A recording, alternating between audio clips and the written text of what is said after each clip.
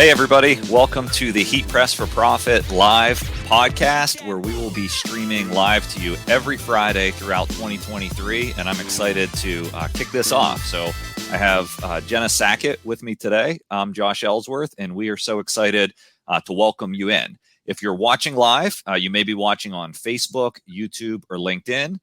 Or if you're listening to the recording afterwards, you can still give us feedback. We have our Facebook group over at Heat Press for Profit. So it's literally the name of this broadcast where you can join that community, log in, and have conversations about the show. Now, if you happen to be watching the stream live, you can chat in to us, and that makes our show a little bit more interactive for you. So we're excited to be on with you today. Jenna, how's 2023 so far for you? It's been great. Honestly, just gearing up for all that's coming this month with all the trade shows and stuff. And I'm just excited to get back out there at trade shows and see everybody and, hang out with all of our industry friends and see our customers. So really exciting stuff coming up. So I'm ready for it. How about you? Yeah, very excited for trade shows, putting the final touches on a couple presentations and the plan for one of our biggest shows, which is Impressions Long Beach. That's happening here in just a couple weeks at the end of January. And so I'm talking to a bunch of people, and I know there's a ton of folks traveling out to that, looking to get back to shows, see the latest technology out there, and really grow their business. You have a couple classes out there in Long Beach, at least, right? Yeah, I have actually just like one seminar for Impressions. And that's all about just like print trends and apparel that can help you grow your following. So no matter like what social media platform you're trying to engage with your customers through, just tips and tricks on different print techniques that can help you, grow engagement there. So I'm really excited for that one. It's a unique take on some, questions that we get on social media and just keeping up to date and staying relevant with what is still trending out there as far as print finishes go. So it should be a good one. And then, of course, Pro Day that's happening the day before Impressions. Super excited for that. Yeah, and I love this new thing that we have going called Heat Press Pro Day. For those of you that haven't heard of it, it's a more or less a traveling workshop that we give. Our first one was in Fort Worth towards the end of last year. We had a great turnout, a great feedback. So we decided to continue that and worked with the folks at Impressions to actually get it on as part of their education the day before the show opens. And so I think there's already like 68 people, 70 people signed up for Pro Day out there at Impressions Long Beach, which is a 3-hour workshop that's followed by a happy hour for everybody who joins where we'll get the print hands-on. So Jenna, I know you're joining. I'm presenting at that.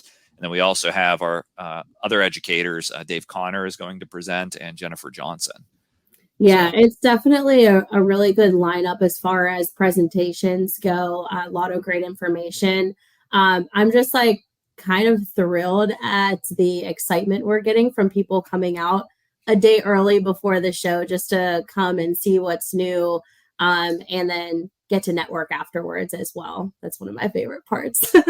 Yeah, it's good because then it's just not talking at you all who are watching us as apparel decorators. It's having a conversation, and that's what we're trying to do more of as we move through 2023 is have these conversations. That's why we're doing Pro Day, followed by more of a networking happy hour to really get to learn about your business.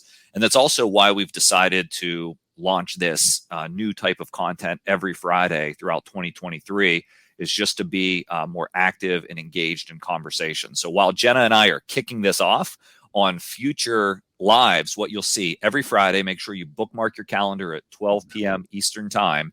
We will be bringing in apparel decorators just like you, or folks that understand the industry that can offer tips, tricks, advice, practical examples, and experience to really help you achieve your business goals. And so we have a huge focus here on helping you become capable and confident apparel decorators that are in control of your own business goals in 2023. So if you're watching, we want this to be a conversation. How about shouting out who you are, where you're watching from? And if you want to, I'd love to hear about some of your business's goals, maybe a top goal or a top 2 goals for your business. as you move into this new exciting calendar year 2023, where hopefully you'll be breaking sales records or maybe just starting your business. So chat in those goals, because that is our topic today. It is 2023 apparel decorator goals. And I know, Jenna, you and I spend a ton of time, as well as our whole team that's behind the scenes helping to answer comments here, connected and having these conversations with apparel decorators. So what are you expecting to hear as some of the top goals that people will have as we head into this new year for their business? Based off of some of the conversations I was having specifically at the end of 2022 at Printing United in Las Vegas, people were really asking a lot about becoming more efficient. How can they streamline their business more? What equipment can they invest in that will help them? What tips do we have that can help them, have that efficiency so that they can focus on other aspects of their business?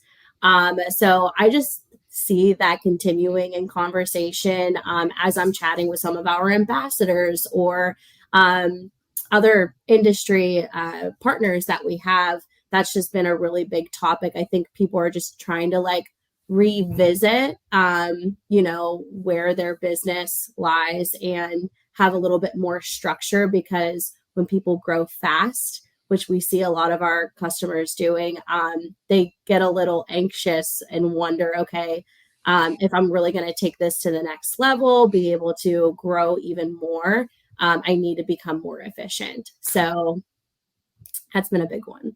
Yeah. And Charity would agree with you right on spot. Is Charity's watching from Oregon. Thank you for joining us over on Facebook. Her top goal for her business is to be more efficient. Really for a reason, which I love the second part of this answer. Not only we got the goal, but we got more of the why, which Charity is looking to translate into customer value of being more efficient, with the goal of hitting faster turnaround times for her customer, all without compromising quality. So thank you for chiming in there, Charity, and watching from Oregon with your goal. And when we think about efficiency, I love the idea of we're connecting efficiency, not with just keeping up and hopefully working less late hours if we're running side hustle businesses, or paying less overtime if you're employing folks, but really translating that into turnaround time. Have you seen, and feel free to ask me questions back and forth, I don't want you to feel like I'm just grilling you with questions. Have you seen a different expectation from businesses that are buying from our customers, whether that's consumers or small businesses or religious organizations or schools or whatever, to desire to get their products quicker from the time they submit their order? What's your read on that? It's definitely specific to the business type. And so I actually work pretty closely with a friend here in Austin, Texas, that has a coffee roastery, and they sell direct to consumer. And so there's more of there's more of a demand for the coffee, whereas they do sell merchandise as well with just their roastery brand. And they're a little bit more giving on that because what they mainly care about is that one product, right? So, but I will say because they roll out their merchandise as a limited edition, it does create more demand. So they're super excited for it, but they're willing to wait for it. So that's one example. Another example, which is on the completely different opposite end, is people that are doing more of print on demand. And those types of customers that they're trying to deal with is that Amazon Prime shopper, right? They want that 2-day turn. They expect that product in hand within a couple of days, and they don't want to wait 5 to 7 business days. So it's relative, definitely depends on your demographic, the audience that you're targeting.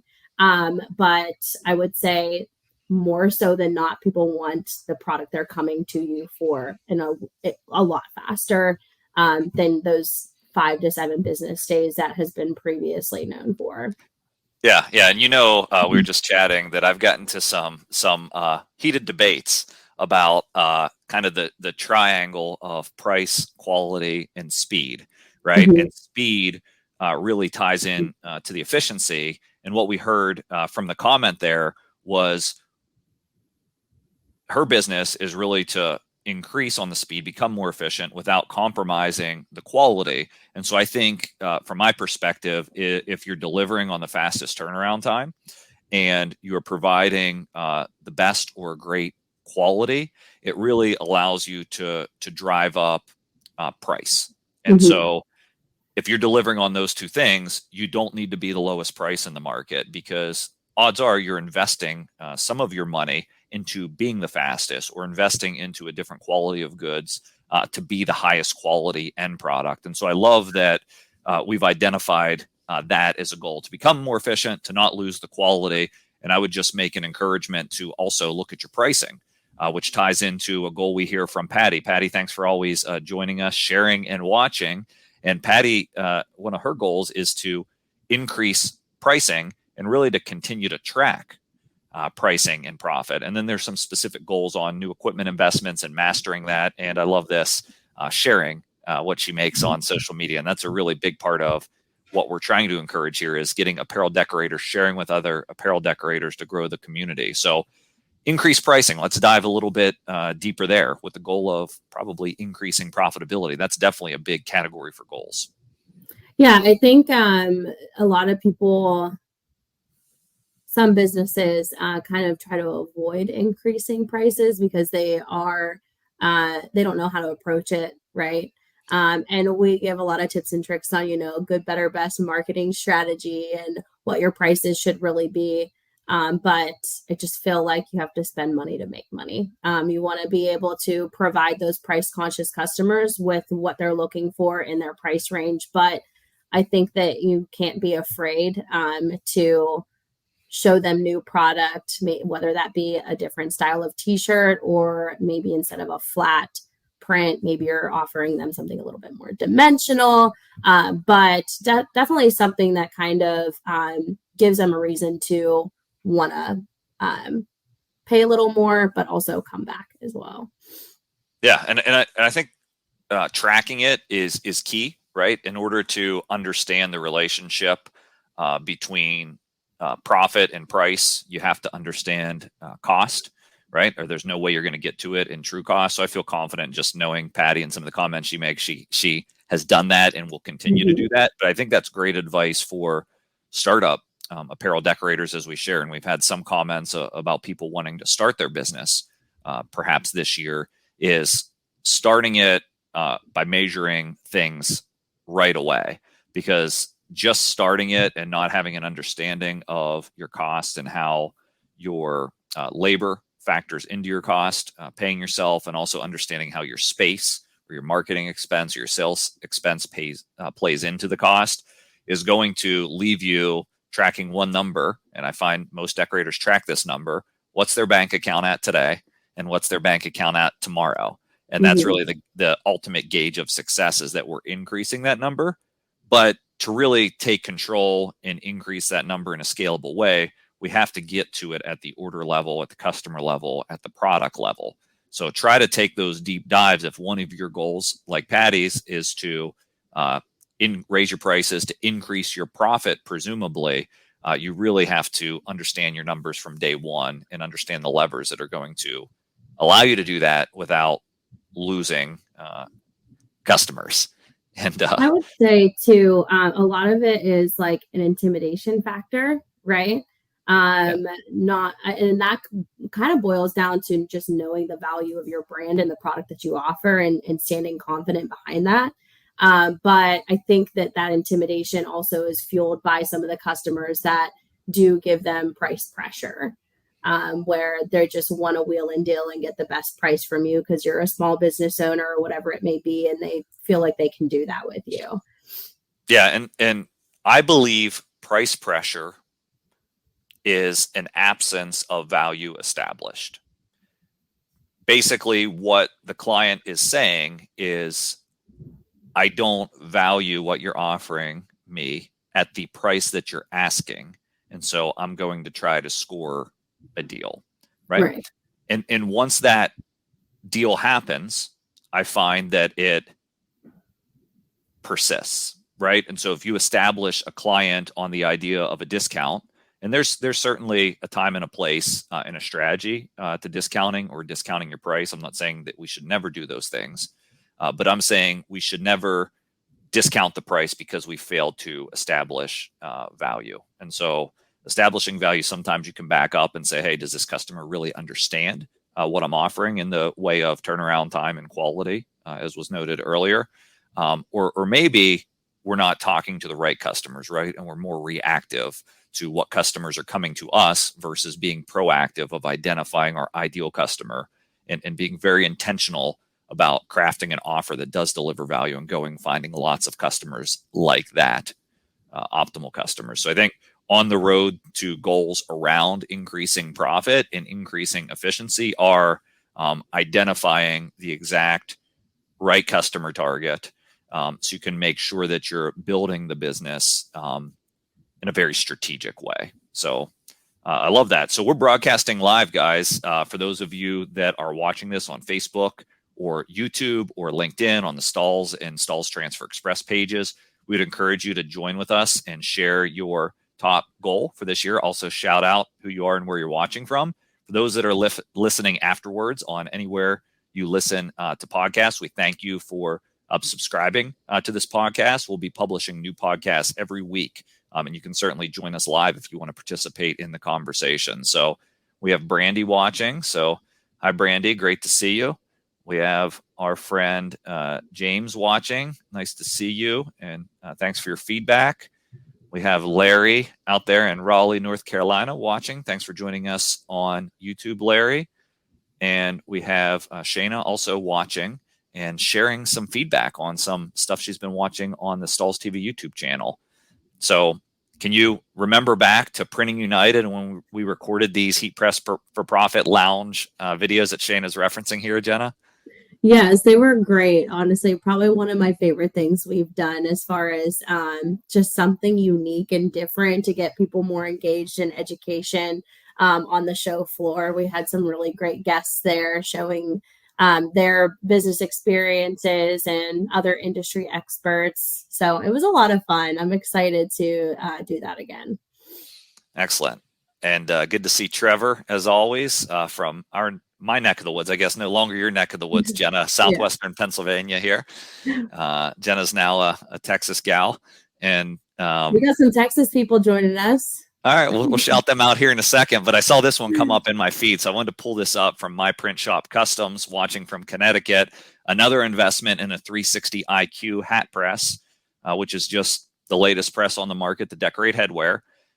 And one of the goals they have now is to learn to get more sales and grow. And so what I would bucket this investment as from a goal category is diversification, right? Yeah. And so we've talked about profit. We've talked about efficiency in the opposite order. They tie closely together. Mm-hmm. And then diversification, I think, is a great goal category here. My Print Shop Customs has presumably diversified into either headwear or maybe headwear and new decoration techniques like dimensional patches and emblems and new styles of decoration, maybe perhaps to new customers or maybe just diversifying product assortment to the same customer. So I'd love to understand from the folks watching over at My Print Shop Customs, are you looking to sell more to current customers, or are you looking to go out and find new customers with your capability? If you want to chime in a follow-up, but let's talk a bit about the importance of diversification and setting some goals around that for a business. Do you have any thoughts on that, Jenna? It goes two ways for me, and you pretty much hit it. It's, product and new customers. And I think that if you have a really good customer base that you relate to very well, and it just flows very naturally for you to work with these customers, then diversifying into new products and showing them different things that they can purchase with you. If they're typically doing t-shirts, show them how they can do fleece or hats or a different accessory. There's a lot of different ways to diversify, and it's extremely important so that you are staying current with them, showing them new things so that they know that they can come back to you for more product. So that's a really big thing if you have a really good customer base. And then if you're still looking to really find your niche and find those customers that you want to target, diversifying out into something that is relatable to you is really key, because if you can relate to it, the more you want to work with those customers, because it becomes easy, it becomes fun, because you like the job that you're doing with them.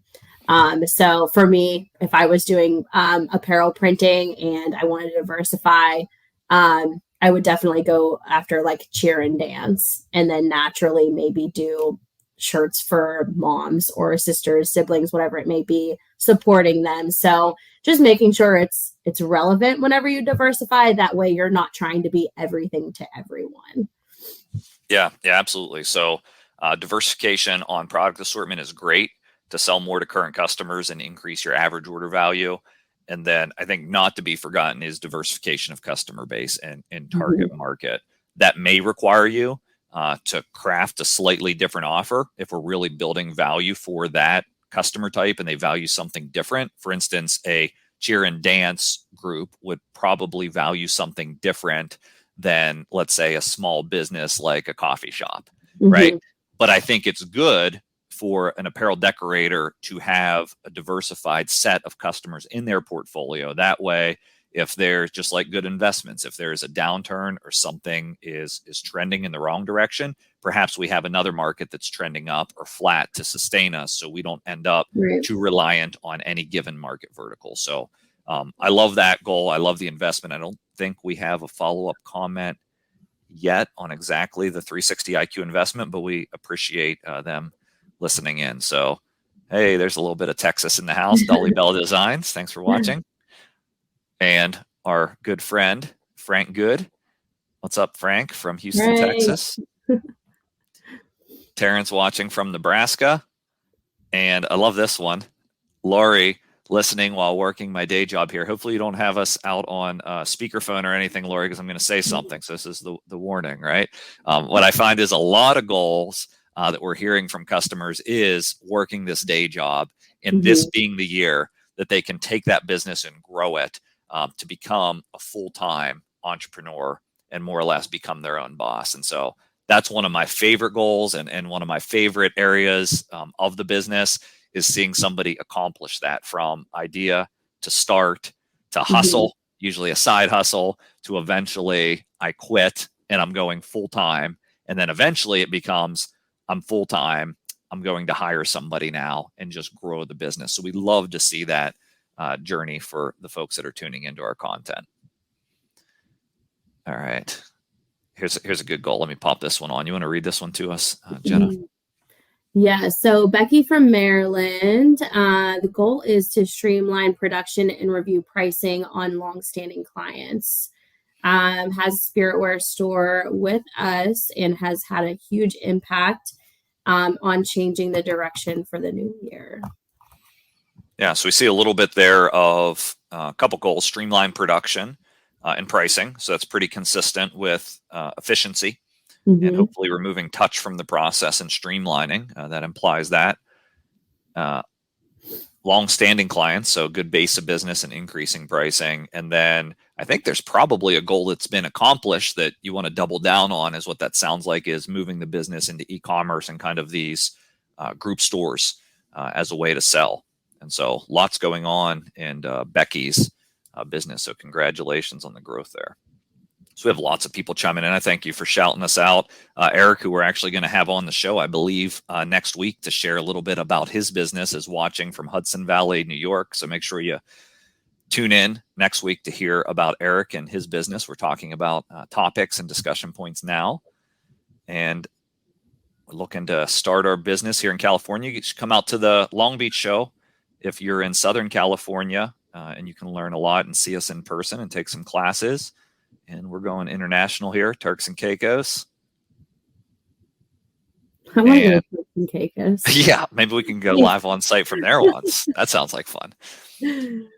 And 360 IQ, 7 to 8 months now, steadily paying for itself. We always hear that type of story. And great, here's my follow-up comment I was looking for on the 360 investment: looking to gain new customers, also offer current customers headwear with emblems and patches. So certainly diversification and really just new customer growth. So You guys solved it nearly perfectly. I'm going to pull this up here that I had prepped before the show. Here's what we predicted we would hear around customer goals. We predicted we would hear a lot in terms of profit. We hoped we would, at least in efficiency, in diversification. And then the last one that we haven't really hit, although I think it's part and parcel of some of these 360 IQ investments, is relevancy. And I believe, Jenna, this is your favorite one. This is my favorite one. Yeah. Because, whenever I sit in even other industry, like partners or experts, their seminars, they're always talking about how to keep your brand relevant. And brand relevancy is really key to being able to get more clients. And especially if you're keeping your brand relevant, not just by staying up to date on what's trending in the industry or in fashion, whatever it may be, but also staying relevant through your social channels where you're meeting or wherever you're reaching your clients. So relevancy is so big because, your brand is what you say it is. And so if you're actively explaining what your brand is to your customers and they can relate to that, then you're just going to be able to continue to grow that brand and then essentially create a following where people want to see what you're doing day in and day out. And your brand is really more than just the apparel you're printing. It's the marketing that you're putting into it, your mission, whatever it may be, whatever's making you relatable. We see really big brands doing this well because they're telling a story about their business. And when people relate to that story, you then create this little demographic that just wants to support you no matter what you're putting out there, right? So we see this a lot in a lot of like e-retail, whether it's a print-on-demand shop, maybe it's an Etsy store, maybe it's someone with a group of stores like we mentioned earlier with the Spirit Sales stores, but you're able to see kind of like their mission statement there, where they want their brand ahead, where they came from. I mean, we're seeing so many different stories here of people getting started. Crystal shared that she wants to open a brick and mortar location. She's been building it for 2 years. That's a great example of a story that we would love to hear. How have you been building it for 2 years? Right? Share that with your clients so that they can get to know you, and that helps build your brand relevancy to an entire client base that would just love to support you. So there's a lot of different ways that brand relevancy can really relate. It can be what your mission is as a business, or it can be however you stay relevant with current clients as well.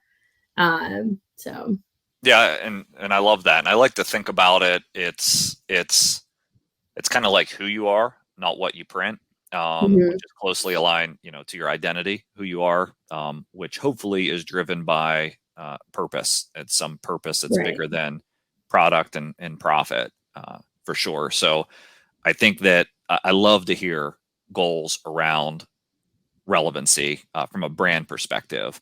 And for some of you, it may mean just staying relevant to your customer from a product perspective as well. So you can take that a couple different ways, and that can be something like Jenna led off with, is just printing stuff that's on trend, that's going to help them accomplish their goals. And so we thought up front we would hear a lot of goals in those. We got a lot of comments, and so I don't want to miss those. We have Kim watching from the UK.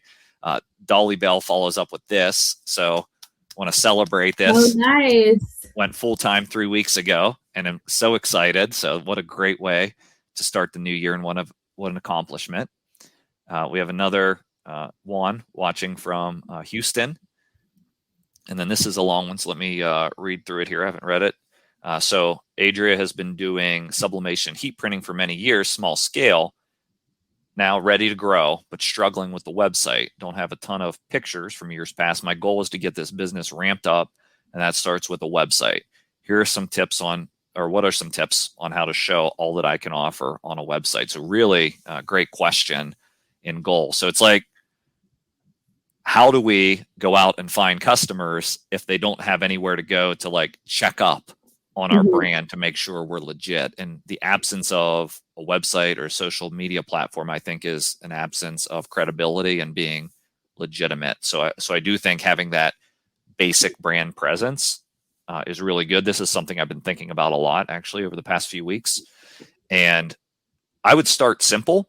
Yes, we want to have an e-commerce site, but if your goal, I think number one goal is go out and win 10 customers. And to do that, think about what product you're offering for what target customers you're reaching, and have like a single page or a 2-page or a 3-page website. You don't need to build the whole master thing yet, that just represents you as a brand and is an extension of your business card that says, here's what I do, here's what I'm about, here's the product, here's the price point, and connect. So obviously that can vary by business, but I wouldn't let having like a full functioning e-commerce site be a stumbling block to go out and accomplishing your goals.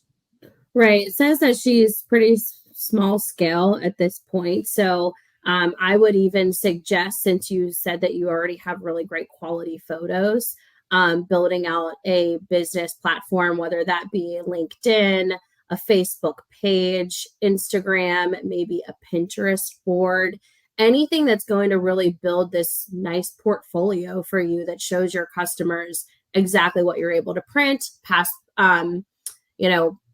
projects that you've done or orders that you've completed for customers. Really anything that can just show the quality of the product that you're doing is going to help them, have loyalty with you, or just be able to trust that you can provide what they're looking for.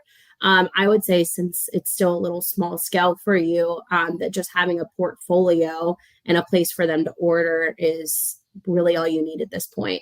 I will say, as far as e-commerce goes, it can be kind of like an overwhelming feeling, but there are really great resources out there like Wix and other really like plug and play pages that will kind of put a shop together for you.